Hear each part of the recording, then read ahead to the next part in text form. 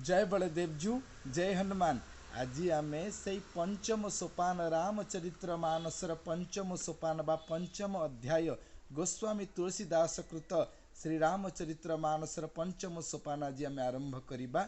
सुंदर कांड से प्रथम श्लोक रही श्री परमात्मने नमः। श्लोक रही शांतम शाश्वतम अप्रमेय मनघम निर्वाण शांति प्रदम ब्रह्मा शंभु फणीन्द्र सेव्य मनीषम वेदांत वेद्यम विभुम रामाक्ष्यम जगदीश्वरम सुरगुरु माया मनुष्यम हरिम वंदेहम करुणाकरम रघुवरम भूपाल चूड़ामणि। से कौन कहते गोस्वामी तुलसीदास से कहते जे राम जी कैसे है, रामचंद्र किपरि शांतम शाश्वत मप्रमेय मनघम। श्री रामचंद्र शांति आउ सनातन आगोचर शांति प्रदायक निर्वाण शांति प्रदम ब्रह्मा शंभु फणीन्द्र सेव्य मनीषम वेदांत वेद्यम विभुम। जहाँ को ब्रह्मा शिव मुनि माने आउ शेष नाग माने जार जस कीर्ति वर्णना करिथांति से हेले सर्वव्यापक वेदांत। रामाख्यम जगदीश्वरम सुरगुरुम माया मनुष्यम हरि। सर्वव्यापक जगदीश्वर सुरगुरु से मनुष्य रूपधारी ए जुगरे अवतरण करिछंती। वंदे हम करुणाकरम रघुवरम भूपाल चूड़ामणि।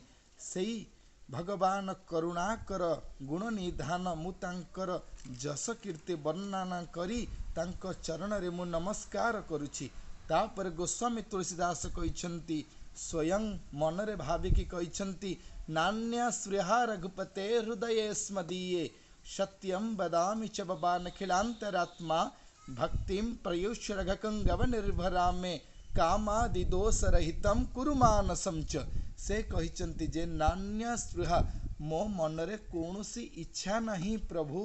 नान्या स्पृहा रघुपते हृदय केवल आपणकर जस कीर्ति मो मन भीतर केवल आपणक छविटी ही अच्छी। सत्यम बदामि च बाबा नखिलांतरात्मा मु सत्य कहूची मु आपणकर गुणगान करुची। आपण मते विश्वास करंतु मु आपणकर ही गुणगान कीर्तन करुची।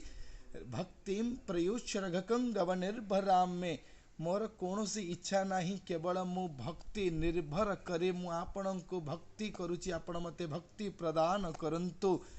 कामादि दोष रहितम कुरु मानसम च। मोर मंद बुद्धिरु मोर खराब बुद्धिरु नष्ट करिकी मते आपण निर्भरता प्रदान करंतु। मते भय न देखाई आपण मते निर्भर प्रदान करंतु।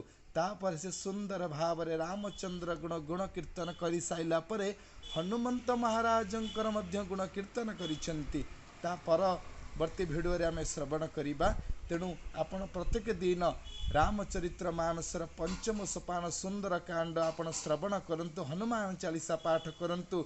श्री रामचंद्र कृपा सहित हनुमंत महाराजंकर आपण ऊपर विशेष कृपा रहिब। जय बलदेवजू जय हनुमान।